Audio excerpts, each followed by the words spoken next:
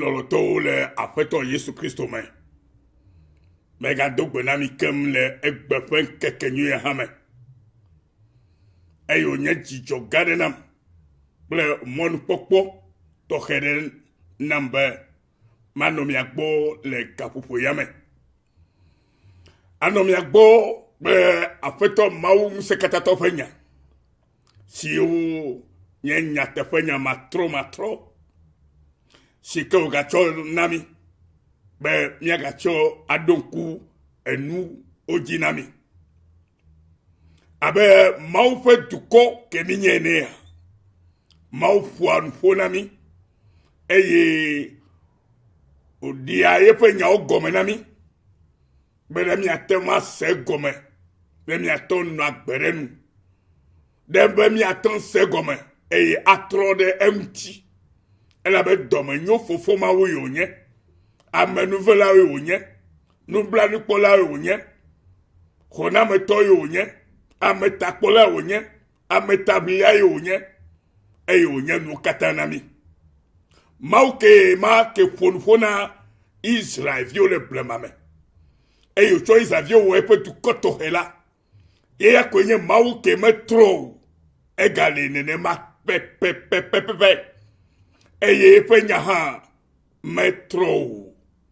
Yesu Kristo ɖe fia mi, eye le Hebritɔwo ƒe agbalẽ me, egblɔ na mi be Yesu eya ma ke li tsɔ la, eya ma koe gali egbea na miwo hã, eya koe la gana anyi tsɔe ɖe mavɔ me. Eya ta nenema ke si ke wònye Mawu ke li metrɔ na o, eye nye Alpha kple Omega la, gɔmedze kple nuwɔwa la, yeƒe nyawo hã wole nenema matrɔ. Eya ta nenema ke mianye be nya siwo gblɔ na Israelviwo, na Yudatɔwo, ne ame siwo nye eƒe dukɔ va yi le blema me, Abraham wo, Isaac wo, Yakob wo, kple Daniel wo, Yob wo, kple Noa wo, kple ame bubuwo va ke ɖe apostol Paulo wo dzi, Peter wo dzi, kple bubuwo dzi la. Nenema ke tutu gale na míawo hã egbe ma, eye wòhiã be míawo hã míadze si le ke tutu wòle ɖo le blema me la. Nyenye be metrɔ nenema ko wòle egbe, eye eƒe ŋusẽ katãtɔ nyenye la meɖe kpɔtɔ o, egale eƒe ŋusẽ katãtɔ nyenye ƒe edɔ wɔm egbe kokoko le yeƒe dukɔ ƒe agbe me. Eya ta nya siwo gblɔ na Israelviwo va yia, nyamawo ka míawo hã egbea abe eƒe subɔlawo ene, abe eƒe dukɔwo ene. Nya siwo gblɔ na Yuda dukɔ va yia, nyamawo hã ka míawo hã egbea abe eƒe dukɔ ko mi nye egbetɔwo ene. Nya siwo gblɔ na Filistitɔwo, Korintotɔwo, Romatɔwo kple bubuwo katã la, nenema ke wòle gblɔ na míawo hã egbe, Afrikatɔwo katã, míawo egbe, Togotɔwo katã, míawo egbe, aƒe si aƒe me katã, míawo egbe, tɔxɛ. Eya ta wòle vevie be nɔvinye, míase Mawu ƒe nya gɔme, eya ta mi le Mawu ƒe nya xlẽ ge, meɖe kuku na mi, be miaʋu to nyuie, ne miatsɔ miaƒe dzi kple miaƒe susuwo aku ɖe nya ya ŋuti, elabe enya ɖe le me na wo. Enya ɖe le me na Togo dukɔa, elabe Togoviwo mi nye, nya ɖe le me na mi, mia Togo dukɔa, kple Togoviwo katã ke le egbea sem gaƒoƒo ya me. Eye míaƒe nuxexlẽa míaxlẽ le Mixa ƒe agbalẽ me, ke woyɔ be Micah le English me, Mixa alo Michée in French le français gbe me. Eye míaxlẽ Micah ƒe agbalẽ le ƒe gbe me, eta evelia, eye míaxlẽ ta tɔlia, ne naɖo to ɖe nyawo ŋuti ɖeka, menye nye la va kɔmante ke o, enya le teƒe vɔ na se kudo to, ne nanya be Mawu le nu ƒom na míawo hã egbea, elabe ele nu sia nu kpɔm, eye wònya nu sia nu loo. Míayi ɖe xexlẽa dzi le Yesu ƒe ŋkɔ me. Alléluia. Mixa ƒe agbalẽ eta velia ava xlẽ tatɔlia hã. Alléluia. ame ƒe ɖoɖo kple Mawu ƒe ɖoɖo. Baba na mi, ame siwo ɖua nu vɔ̃ɖiwo be yewoawɔ, kple ame siwo ɖua nu vɔ̃ɖi le woƒe abawo dzi. Ŋdi kanya la, wowɔa nu siwo woɖo, elabena ŋusẽ le wo si be woawɔe. Ne agble dim wole la, woxɔnɛ sesẽtɔe. Ne xɔ dim wole la, woxɔa eya hã kple akpasesẽ. Nenye be anyigba ɖeka alo xɔ ɖeka ma koe le amea si hã la, woxɔnɛ le esi. Ale mietia ŋu xɔa amea kple eƒe domenyinuwo sia sesẽtɔe. Eya ta ale Yehowa gblɔe nye esi. Meɖo gbegblẽ ɖe ame siawo ŋuti, eye miate ŋu aɖe mia ɖokuiwo ɖa le gbegblẽ sia me o. Miate ŋu agazɔ dadatɔe o, elabena anye ɣeyiɣi vɔ. Le ŋkeke ma dzi la, amewo aɖu fewu le mia ŋu, eye woadzi konyifaha sia na mi ame ŋuɖiatɔe be wotsrɔ̃ mi keŋkeŋ hema nye dukɔ ƒe nunɔamesiwo. Yehowa xɔe le asinye. Ema miaƒe anyigbawo na ame siwo ɖe aboyo mi. Eya ta ne ɣeyiɣi de be woadzidze nu ama anyigba la, ame aɖeke manɔ mia si le Yehowa ƒe asaɖa me amee na mi o. Woƒe nyagblɔɖilawo gblɔ nam be megagblɔ nya ɖi tso nu siawo ŋuti o, elabena ŋukpe mava mia dzi o. O Yakob ƒe, aleke woagblɔ nya siae? Ɖe Yehowa ƒe gbɔgbɔ ado dɔmedzoea? Ɖe esia tso egbɔa? Ɖe nye nyawo mewɔa nyui na ame siwo lé mɔ dzɔdzɔe tsɔa? Ke nye dukɔ tso ɖe ŋunye abe woƒe futɔ ene. Mieɖe awu xɔasi le ame siwo va le eme tsom le ŋutifafa me la ŋuti, abe asrafo siwo tso aʋa gbɔ la ene. Mienya nyɔnu siwo le nye dukɔ me la le woƒe nu nyuiwo me. Miexɔ nye yayra le wo viwo si tegbee.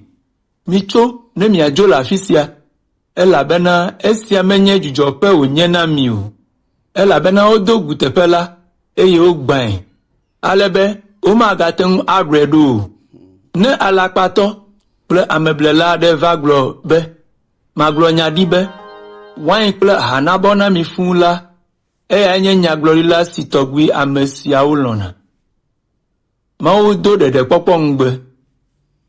O Yakob, megaƒoƒu mia nu ƒu, maƒo Israel ƒe ame mamlɛawo nu ƒu godoo. Maƒo wo nu ƒu abe alẽwo ene ɖe lãkpɔ me, eye woanɔ abe alẽha le gbeɖuƒe ene. Ame siwo gbã agbowo la adze ŋgɔ na wo, eye woato agboawo me adogo. Woƒe fia adze ŋgɔ na wo, eye Yehowa anye woƒe kplɔla. Mika ƒe agbalẽ ta 3. Mawu ka mo na kplɔlawo kple nyagblɔɖilawo. Eye megblɔ be, miɖo to, mi Yakob ƒe kplɔlawo, mi ame siwo le Israel ƒe aƒe dzi ɖum. Miawoe wòdze be mianya nyui tso vɔ̃ gbɔ, gake miawo boŋue gbe nu le nyui gbɔ, eye mielɔ̃ vɔ̃. Mievuvu ayi le nye amewo ŋu, ye mievuvu lã le woƒe ƒuwo ŋuti. Mieɖu nye amewo katã ƒe lã, vuvu ayi le wo ŋuti, gbaƒu ɖe lãme na wo, eye miefli wo abe ale si wofli adela dia zee ene.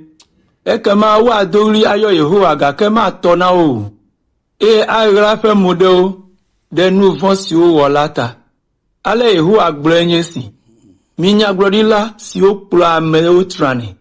Ne ame aɖe na nu wo, woɖu la, wodoa ŋutifafa nɛ.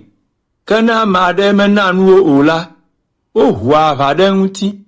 Zã ado ƒo xlã mi, eye miegale ŋutega kpɔ ge o. Viviti atsyɔ mia dzi, eye Mawu ƒe gbe mava na mi o. Ɣe aɖo to ɖe mia dzi, eye ŋkeke ado viviti na mi. Miaƒe nukpɔlawo aɖu ŋukpe, eye woado ŋukpe miaƒe nukalawo. Woatsɔ asi atsyɔ mo, elabena gbe aɖeke metso Mawu gbɔ va na wo o.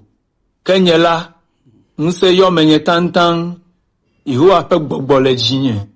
Eya ta matsɔ dzɔdzɔenyenye kple ŋusẽ aɖe gbeƒã Yakob ƒe nu tovowo kple Israel ƒe nu vɔ̃. Miɖo tom, mi Yakob ƒe aƒe ƒe kplɔlawo, kple mi ame siwo le Israel ƒe aƒe dzi ɖum.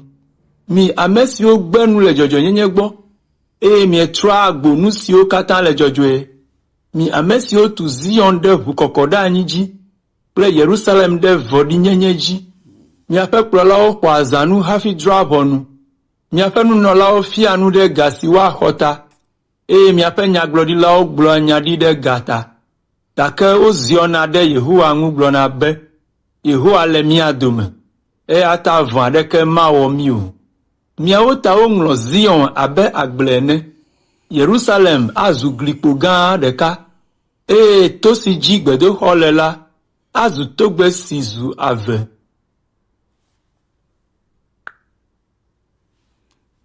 Yo novio mo xɔse be mi se nu xexlẽawo le Mixa ƒe agbalẽ eta eve kple eta toa me.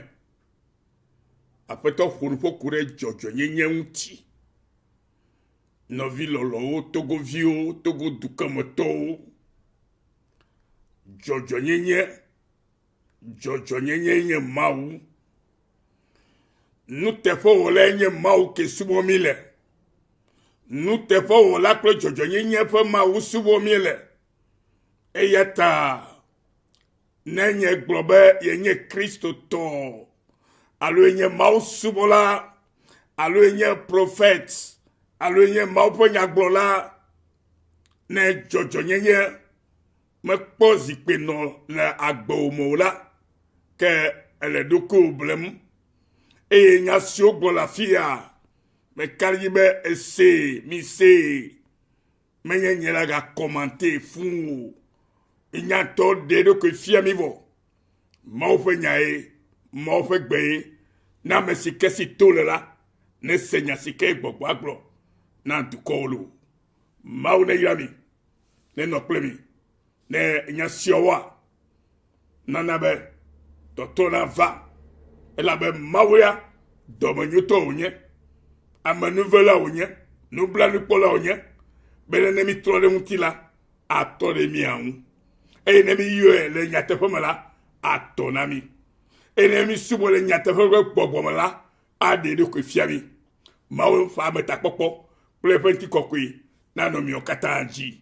Miawo siwo katã se nyanyui sia megatsi gbɔ wò lo, o hã me ne nɔviwo ɖe, ne na wɔ dɔ le eƒe agbe me, le eƒe nɔƒe. Ne ewua, ebe agatɔ ɖe gɔme ne fãa le French gbeme yewo, English gbeme yewo alo gbe bubu ke ne sena vɔse ƒe gbe la, atɔ ɖe gɔme na amewo fãa. Ne eyiwo vava la, miagawɔe le, miagayi dzi geɖe. Mawu ne yra mi. Mise mia nɔvi Yesu nyo, o yiram. Mawu lolo, Mawu ɖe wo lolo, eye na be mi ɖu avɔa dzi to Kristo Yesu dzi lo.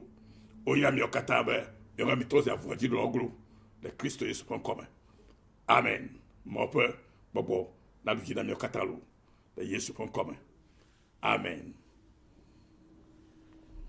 Miagadogo.